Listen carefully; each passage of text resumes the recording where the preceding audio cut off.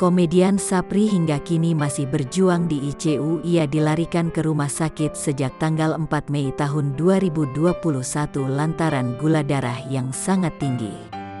Belum lama ini Doli, adik Sapri, mengabarkan kondisi terkini dari kakaknya. Doli menyebut Sapri juga mengalami penyumbatan di bagian kaki. Hal tersebut ia beberkan saat menjadi bintang tamu Sore-Sore Ambiar. Sapri kemudian meminta tolong agar mobilnya dijual. "Saya kan yang ngurus, semua ATM saya yang pegang." Sapri pun di rumah sakit sampai bilang, "Dol, ada kan uang?" "Ada," saya bilang. Sapri minta, "Entar jual ya mobil Bang Sapri." "Iya," saya bilang. Dia sempat cabut, infus, dia minta pulang. Dia enggak mau dirawat. Dia mikirin biaya. Terus kedua mikirin istrinya yang mau lahiran.